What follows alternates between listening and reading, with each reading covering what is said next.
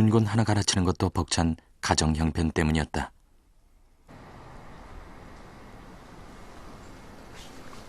중학교 대신 경숙이 들어간 곳은 공장이었다. 집 근처에 있었던 이곳은 뇌고치를 삶아 나온 진면이란 솜에서 실을 뽑아내는 작업장이었다.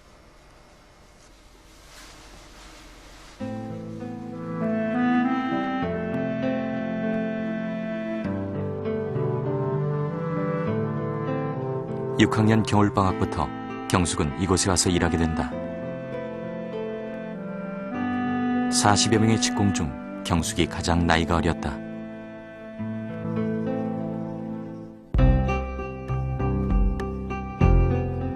경숙처럼 어린 나이에 가족의 살림을 위해 일터로 나서는 것은 당시로서는 흔한 일이었다. 경숙이가 바로 유재 살았기 때문에 아침에 새벽에만 와요. 내가 잠 깨기도 전에 새벽에 와갖고 문 두드리면은 나가보면 경숙이란 말이야. 너 하나 보고 내가 이 기계를 돌릴 것이냐 그러면 아저씨 해주시오. 그래서 참 그 성의로 봐서 내가 돌리고 전기 써주고 불 피워주고.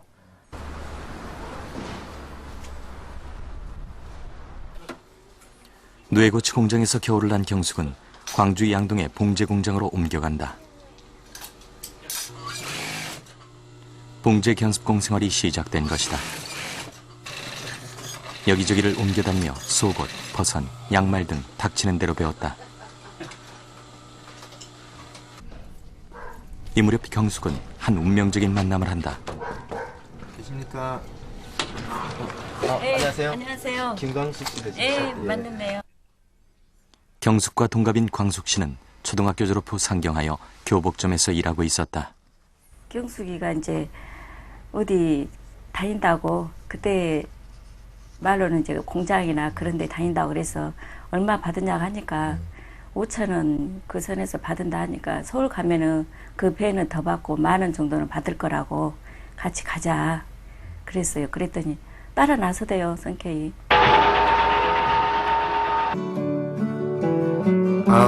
아침이면 찾아와 울고 가던 까치야 나 떠나도 찾아와서 우리 부모 위로하렴 나 떠나면 누가 할까 늙으신 부모 모실까 서울로 가는 길이 왜 이리도 멀으냐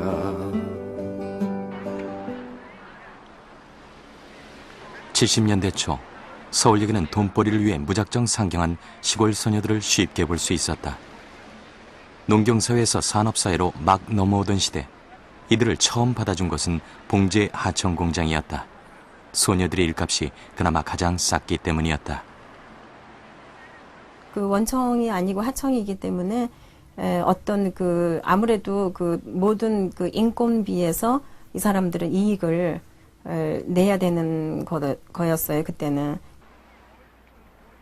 영세한 하청업체는 다른 하청업체로부터 재하청을 받는 경우도 있었다. 자연히 밑으로 갈수록 하청업체 수익은 적어졌다. 원청업체에서 한번 대금 지급을 미루면 하청업체 노동자는 줄줄이 임금을 받지 못했다. 심하면 아예 문을 닫아버리는 경우도 허다했다. 그럴 때마다 하청업체 노동자들은 어디 호소할 곳조차 없었다. 하청업체에서 노동자 보호 장치는 좀 말이 좀 우습죠. 좀 단순 안 지켜주는 게 이상적이니까 거의 지켜진다고 볼 수는 없고. 상경한 지 한 달 만에 김경숙도 청량리의 한 하청 공장에 들어간다. 오로지 돈 많이 벌겠다는 생각에 잔업, 특근도 밥 먹듯이 했다. 서울에 올라와 하청 공장에 취직을 했을 때였습니다. 말로만 듣던 철야 작업을 2달 동안이나 밤낮으로 하고 나자 코를 건드릴 수가 없었습니다. 너무나 피곤한 나머지 건드렸다 하면 코피가 쏟아졌던 것입니다.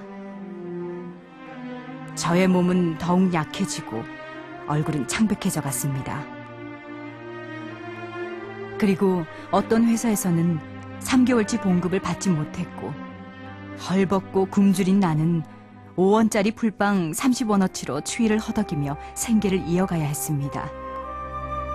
그때마다 이렇게 사느니 차라리 자살이라도 해버리자고 마음먹었으나 고향이 그 길을 막곤 했습니다.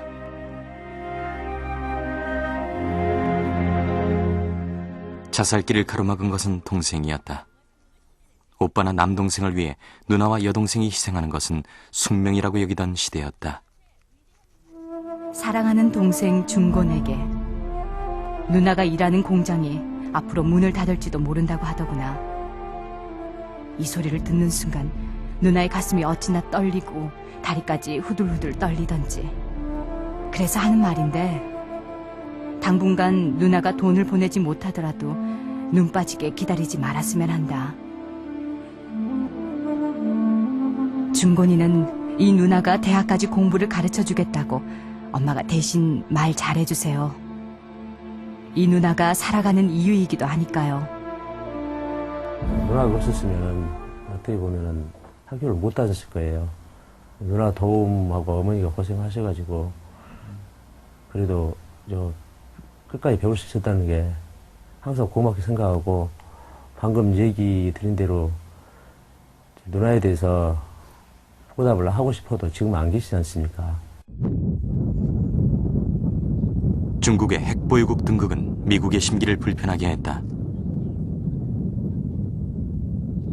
여러 가지 보복이 따랐는데 그중 하나가 중국산 가발 수입 금지였다. 그 결과 한국은 가발 대체 수입국으로 떠오른다.